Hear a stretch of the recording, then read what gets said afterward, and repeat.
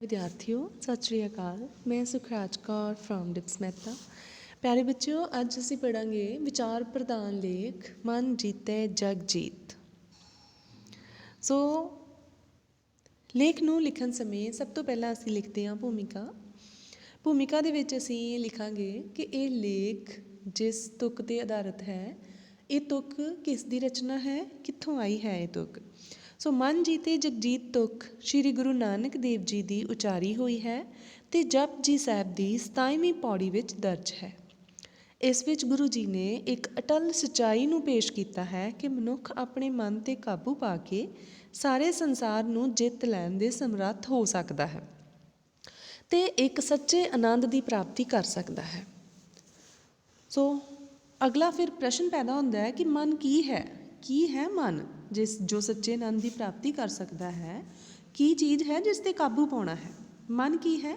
ਮਨ ਮਨੁੱਖੀ ਜੀਵਨ ਦੀ ਇੱਕ ਨਾ ਦਿਸਣ ਵਾਲੀ ਅਤੇ ਅਸ਼ੋਭ ਵਸਤੂ ਹੈ।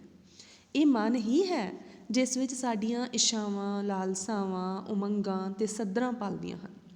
ਮਨ ਦੇ ਹੁਕਮ ਅਨੁਸਾਰ ਸਾਡੀਆਂ ਗਿਆਨ ਇੰਦਰੀਆਂ ਕੰਮ ਕਰਦੀਆਂ ਹਨ। ਇਸ ਵਿੱਚ ਚੰਗਾ ਖਾਣ ਪੀਣ, ਪਹਿਨਣ ਅਤੇ ਹੋਰ ਹਰ ਤਰ੍ਹਾਂ ਦੀ ਇੱਛਾ ਪੈਦਾ ਹੁੰਦੀ ਹੈ। ਇਹਨਾਂ ਇੱਛਾਵਾਂ ਦੀ ਪੂਰਤੀ ਲਈ ਹੀ ਮਨੁੱਖੀ ਮਨ ਹਰਕਤ ਵਿੱਚ ਆਉਂਦਾ ਹੈ।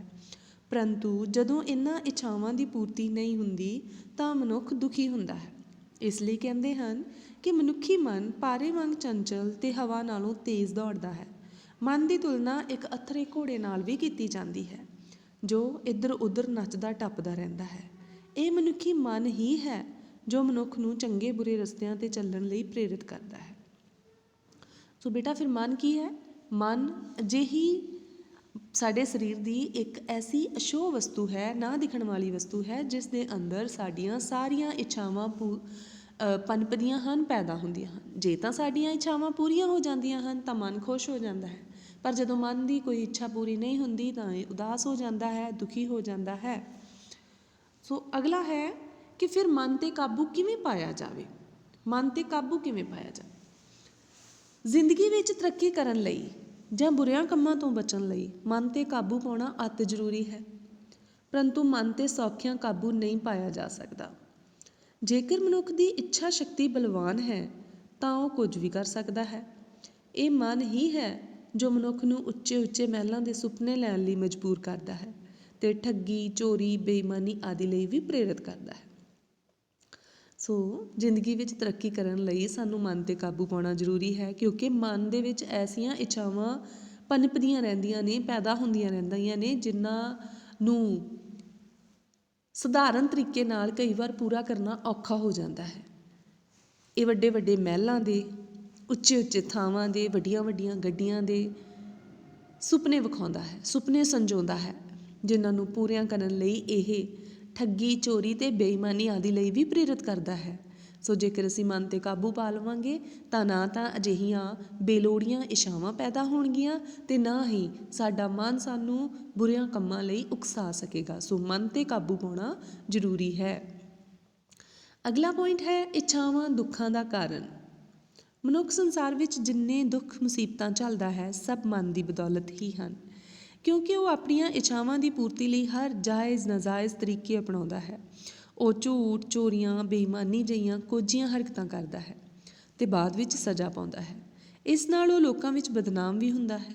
ਆਪਣੇ ਸੁੱਖਾਂ ਨੂੰ ਪ੍ਰਾਪਤ ਕਰਨ ਲਈ ਉਹ ਥਾਂ ਥਾਂ ਟੱਕਰਾਂ ਮਾਰਦਾ ਹੈ ਅਤੇ ਲੋਕਾਂ ਦੀਆਂ ਖੁਸ਼ਾਮਦਾਂ ਕਰਦਾ ਹੈ। ਇਸ ਤਰ੍ਹਾਂ ਮਨੁੱਖ ਇੱਛਾਵਾਂ ਦਾ ਗੁਲਾਮ ਹੋ ਕੇ ਦੁੱਖ ਸਹੇੜ ਲੈਂਦਾ ਹੈ। ਗੁਰਬਾਣੀ ਵਿੱਚ ਠੀਕ ਹੀ ਲਿਖਿਆ ਗਿਆ ਹੈ, ਸੁਖ ਕੇ ਹੇਤ ਬਹੁਤ ਦੁੱਖ ਪਾਵਤ, ਸੇਵ ਕਰਤ ਜਨ ਜਨ ਕੀ। ਸੋ ਸਾਡੀਆਂ ਸਾਰੀਆਂ ਇੱਛਾਵਾਂ ਹੀ ਸਾਡੇ ਦੁੱਖਾਂ ਦਾ ਕਾਰਨ ਬਣਦੀਆਂ ਨੇ। ਜਦੋਂ ਇੱਛਾਵਾਂ ਪੂਰੀਆਂ ਨਹੀਂ ਹੁੰਦੀਆਂ ਤਾਂ ਮਨ ਦੁਖੀ ਹੋ ਜਾਂਦਾ ਹੈ, ਪਰ ਕਈ ਵਾਰ ਮਨ ਉਹਨਾਂ ਇੱਛਾਵਾਂ ਨੂੰ ਪੂਰੀਆਂ ਕਰਨ ਲਈ ਸਾਨੂੰ ਗਲਤ ਕੰਮਾਂ ਲਈ ਉਕਸਾਉਂਦਾ ਹੈ। ਜੇਕਰ ਅਸੀਂ ਗਲਤ ਕੰਮ ਕਰਦੇ ਹਾਂ ਇੱਛਾਵਾਂ ਨੂੰ ਪੂਰੀਆਂ ਕਰਨ ਲਈ ਤਾਂ ਫਿਰ ਉਹ ਗਲਤ ਕੰਮ ਵੀ ਸਾਡੇ ਦੁੱਖਾਂ ਦਾ ਕਾਰਨ ਬਣ ਜਾਂਦੇ ਹਨ। ਸੋ ਇੱਛਾਵਾਂ ਹੀ ਦੁੱਖਾਂ ਦਾ ਕਾਰਨ ਹੁੰਦੀਆਂ ਹਨ। ਅਗਲਾ ਹੈ ਪੁਆਇੰਟ ਕਿ ਮਨ 'ਤੇ ਕਾਬੂ ਪਾਉਣ ਦੇ ਲਾਭ। ਕੀ ਲਾਭ ਹੋ ਸਕਦੇ ਹਨ ਜੇ ਮਨ 'ਤੇ ਕਾਬੂ ਪਾ ਲਿਆ ਜਾਵੇ? ਮਨ 'ਤੇ ਕਾਬੂ ਪਾਉਣ ਨਾਲ ਮਨੁੱਖ ਦੀ ਭਟਕਣਾ ਮੁੱਕ ਜਾਂਦੀ ਹੈ। ਉਹ ਇੱਕ ਅਦੁੱਤੀ ਸ਼ਕਤੀ ਪ੍ਰਾਪਤ ਕਰਨ ਦੇ ਯੋਗ ਹੋ ਜਾਂਦਾ ਹੈ। ਅਜਿਹੀ ਸ਼ਕਤੀ ਪ੍ਰਾਪਤ ਕਰਨ ਨਾਲ ਬੇਮਿਸਾਲ ਕੰਮ ਕਰ ਸਕਦਾ ਹੈ। ਮਨ 'ਤੇ ਕਾਬੂ ਪਾਉਣ ਨਾਲ ਮਨੁੱਖ ਅੰਦਰ ਨੇਕੀ, ਕੁਰਬਾਨੀ, ਪਰਉਪਕਾਰ ਜਿਹੀਆਂ ਭਾਵਨਾਵਾਂ ਪੈਦਾ ਹੁੰਦੀਆਂ ਹਨ ਅਤੇ ਉਹ ਹਰ ਵੱਡੀ ਤੋਂ ਵੱਡੀ ਕੁਰਬਾਨੀ ਕਰਨ ਲਈ ਤਿਆਰ ਹੋ ਜਾਂਦਾ ਹੈ। ਮਹਾਭਾਰਤ ਵਿੱਚ ਜੇ ਦੁਰਯੋਧਨ ਆਪਣੇ ਮਨ 'ਤੇ ਕਾਬੂ ਪਾ ਕੇ ਹਮੇਸ਼ਾ ਲਈ ਜੰਗ ਤਿਆਗ ਕੇ ਅਹਿੰਸਾਵਾਦੀ ਬਣ ਜਾਂਦਾ ਤਾਂ ਇੰਨਾ ਭਾਰੀ ਖੂਨ ਖਰਾਬਾ ਨਾ ਹੁੰਦਾ ਅਤੇ ਨਾ ਹੀ ਕੌਰਵ ਖਾਨਦਾਨ ਦਾ ਖਾਤਮਾ ਹੁੰਦਾ। ਸੋ ਬੇਟਾ ਇਹ ਤਾਂ ਇੱਕ ਉਦਾਹਰਨ ਹੈ ਇੱਕ ਮਨੁੱਖ ਦੀ, ਦੁਰਯੋਧਨ ਦੀ। ਇਸੇ ਤਰ੍ਹਾਂ ਸੰਸਾਰ 'ਤੇ ਹੋਰ ਵੀ ਬਹੁਤ ਸਾਰੀਆਂ ਜੰਗਾਂ, ਯੁੱਧ ਲੜੇ ਗਏ ਨੇ। ਸਾਰੇ ਮਨ ਦੀਆਂ ਇੱਛਾਵਾਂ ਕਾਰਨ ਨੇ, ਲਾਲਚ ਕਾਰਨ ਹੈ, ਲਾਲਸਾਵਾਂ ਕਾਰਨ ਹੈ। ਜੇਕਰ ਮਨ 'ਤੇ ਕਾਬੂ ਪਾਇਆ ਜਾਵੇ ਤਾਂ ਅਜਿਹੀਆਂ ਲਾਲਸਾਵਾਂ ਤੋਂ, ਅਜਿਹੀਆਂ ਇੱਛਾਵਾਂ ਤੋਂ ਬਚਿਆ ਜਾ ਸਕਦਾ ਹੈ ਅਤੇ ਅਜਿਹੀਆਂ ਤਬਾਹੀਆਂ ਤੋਂ ਵੀ ਬਚਾਅ ਹੋ ਸਕਦਾ ਹੈ। ਅਗਲਾ ਬੇਟਾ ਹੈ ਪੁਆਇੰਟ, ਮਨ ਨੂੰ ਜਿੱਤਣ ਦੇ ਲਾਭ। ਮਨ ਨੂੰ ਜਿੱਤਣਾ ਕੋਈ ਬੱਚਿਆਂ ਦੀ ਖੇਡ ਨਹੀਂ। ਹੁਣ ਇਹ ਤਾਂ ਕਹਿ ਦਿੱਤਾ ਗਿਆ ਕਿ ਮਨ ਨੂੰ ਜਿੱਤ ਲਿਆ ਜਾਵੇ, ਮਨ 'ਤੇ ਕਾਬੂ ਪਾ ਲਿਆ ਜਾਵੇ, ਪਰ ਮਨ 'ਤੇ ਕਾਬੂ ਪਾਉਣਾ ਕੋਈ ਸੌਖੀ ਗੱਲ ਨਹੀਂ ਹੈ। ਇਹ ਕੋਈ ਬੱਚਿਆਂ ਦੀ ਖੇਡ ਨਹੀਂ। ਇਸ ਮਨ 'ਤੇ ਕਾਬੂ ਪਾਉਣ ਲਈ ਜੋਗੀਆਂ, ਨਾਥਾਂ, ਤਪੱਸਵੀਆਂ ਨੇ ਕਠਨ ਤਪ ਕੀਤੇ, ਗ੍ਰਸਥੀ ਜੀਵਨ ਤਿਆਗਿਆ, ਸਮਾਧੀਆਂ ਲਾਈਆਂ, ਵਰਤ ਰੱਖੇ, ਪਰ ਮਨ ਨੂੰ ਨਾ ਜਿੱਤ ਸਕੇ। ਗੁਰਬਾਣੀ ਵਿੱਚ ਇਹਨਾਂ ਸਾਰੇ ਸਾਧਨਾਂ ਨੂੰ ਵਿਅਰਥ ਕਿਹਾ ਗਿਆ ਹੈ ਕਿਉਂਕਿ ਇਹਨਾਂ ਸਾਰੇ ਸਾਧਨਾਂ ਦਾ ਅਸਰ ਸਰੀਰ 'ਤੇ ਪੈਂਦਾ ਹੈ, ਮਨ 'ਤੇ ਨਹੀਂ। ਸਰੀਰ ਧੋਣ ਨਾਲ ਮਨ ਦੀ ਪਵਿੱਤਰਤਾ ਨਹੀਂ ਹੁੰਦੀ। ਕਬੀਰ ਜੀ ਲਿਖਦੇ ਹਨ, ਗ੍ਰਹਿ ਤਜ ਬਨ ਖੰਡ ਜਾਈਏ, ਚੁਨ ਖਾਈਏ ਕੰਦਾ, ਅਜੂ ਸ਼ਿਕਾਰ ਨ ਛੋਡਈ, ਪਾਪੀ ਮਨ ਮੰਦਾ। ਕਬੀਰ ਸਤਗੁਰ ਸੂਰਮੇ ਬਾਇਆ, ਬਾਨ ਜੋ ਏਕ, ਲਾਗਤ ਹੀ ਭੋਏ ਗਿਰ ਪਿਆ, ਪਰਾ ਕਰੇਜੇ ਸ਼ੇਕ। ਸੋ ਇਸ ਤਰ੍ਹਾਂ ਸਾਨੂੰ ਮਹਾਂਪੁਰਖਾਂ ਨੇ ਵੀ ਮਨ 'ਤੇ ਕਾਬੂ ਪਾਉਣ ਲਈ ਕਿਹਾ ਹੈ ਕਿ ਮਨ ਨੂੰ ਪਵਿੱਤਰ ਕਰਕੇ ਹੀ ਅਸੀਂ ਪਵਿੱਤਰ ਹੋ ਸਕਦੇ ਹਾਂ, ਸਰੀਰ ਨੂੰ ਪਵਿੱਤਰ ਕਰ ਸਕਦੇ ਹਾਂ। ਨਹਾਉਣ ਧੋਣ ਦੇ ਨਾਲ ਪਵਿੱਤਰ ਨਹੀਂ ਹੋਇਆ ਜਾ ਸਕਦਾ। ਸੋ ਇਸ ਨੂੰ ਕਾਬੂ ਪਾਉਣ ਲਈ ਬੜੇ ਬੜੇ ਮਹਾਂਪੁਰਖਾਂ ਨੇ, ਤਪੱਸਵੀਆਂ ਨੇ ਬੜੇ ਬੜੇ ਕਠਨ, ਬੜੇ ਬੜੇ ਔਖੇ ਤਪ ਕੀਤੇ, ਫਿਰ ਜਾ ਕੇ ਕਿਤੇ ਕਾਬੂ ਪਾਇਆ। ਸੋ ਮਨ 'ਤੇ ਕਾਬੂ ਪਾਉਣਾ ਸੌਖਾ ਨਹੀਂ ਹੈ, ਪਰ ਕਿਸੇ ਵੀ ਚੀਜ਼ 'ਤੇ ਜਦੋਂ ਅਸੀਂ ਕੋਈ ਆਪਣਾ ਹੱਥ ਅਜਮਾਉਂਦੇ ਹਾਂ, ਕੋਸ਼ਿਸ਼ ਕਰਦੇ ਹਾਂ ਅਤੇ ਕੋਸ਼ਿਸ਼ਾਂ ਅਕਸਰ ਸਫਲ ਹੋ ਜਾਂਦੀਆਂ ਨੇ। ਇਸ ਲਈ ਮਨ 'ਤੇ ਕਾਬੂ ਪਾਉਣ ਦੀ ਕੋਸ਼ਿਸ਼ ਕਰਨੀ ਚਾਹੀਦੀ ਹੈ। ਸੋ ਬੇਟਾ ਸਾਰੰਸ਼ ਹੈ, ਇਸ ਤਰ੍ਹਾਂ ਗੁਰੂ ਜੀ ਨੇ ਇਹ ਬਹੁਤ ਹੀ ਮੁੱਲਵਾਨ ਪ੍ਰੇਰਨਾ ਦਿੱਤੀ ਹੈ। ਇਸ 'ਤੇ ਅਮਲ ਕਰਕੇ ਹੀ ਅਸੀਂ ਆਪਣਾ ਜੀਵਨ ਸਫਲ ਕਰ ਸਕਦੇ ਹਾਂ ਅਤੇ ਆਪਣੇ ਦੇਸ਼ ਕੌਮ ਦੀ ਬਿਹਤਰੀ ਲਈ ਆਪਣਾ ਵਿਸ਼ੇਸ਼ ਯੋਗਦਾਨ ਪਾ ਸਕਦੇ ਹਾਂ।